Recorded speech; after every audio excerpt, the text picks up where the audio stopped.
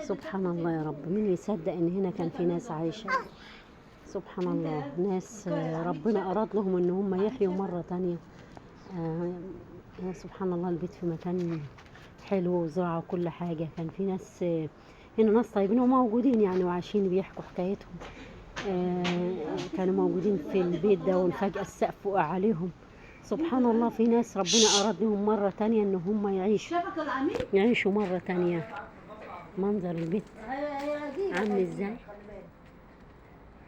سبحان الله، فجأة الدنيا عملت كده، الدنيا بقت كده كده كده كده كده كده.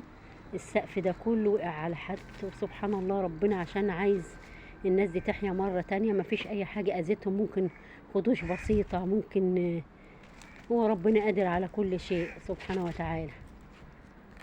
دي في قصص ناس هيحكوها نفسهم، شافوا ايه اللي جرالهم، ايه اللي شافوه، ايه اللي خلاهم يعني في عز الأزمة اللي هم فيهم ايه شافوه، ايه المعجزات اللي شافوها. يعني عن في ولد من الولاد سبحان الله، كان السقف وقع وجري بسرعة بسرعة بسرعة تحت كده في المنطقة اللي تحت دي، وكانت صخرة كبيرة حايشة عنه بقية السقف. وسبحان الله، الناس حاولوا ان هم يطلعوه من تحت البيت هون.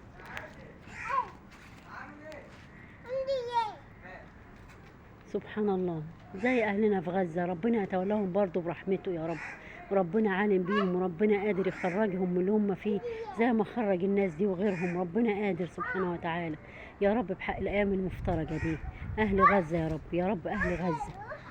دي معجزات ربنا. دايما احنا بنشوف ربنا كتير في حياتنا، دايما ربنا واقف معانا في كل حاجة. وربنا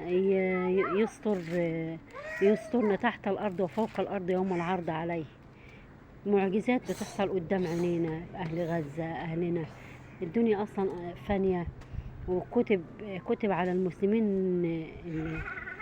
الحرب والقتال. وربنا يرحمنا رحمة واسعة. مرة تانية، مرة أخيرة نشوف البيت. أنا خايفة أصلا أدخله، أصلا قايل للسقوط أصلا. بص يعني الشرخ فيه قد ايه. فجأة اعلن البيت، اعلن ان هو ايه بيهتز اهتزازه. وبالليل ما وقعش على الناس الا بالليل، يعني ما جاش ليهم الوقع الا بالليل.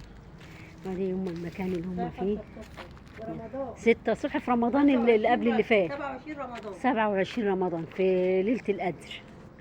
وسبحان الله، سبحان الله، هو القوي المتعالي يا رب، هو القوي العظيم، هو القادر يحيي ويميته على كل شيء قدير. استودعكم الله. دعواتنا في اخر الفيديو لاهل غزه يا رب. اللهم اهل غزه، اللهم ثبتهم، اللهم اكسي عريهم، اللهم امن خوفهم يا رب، امين.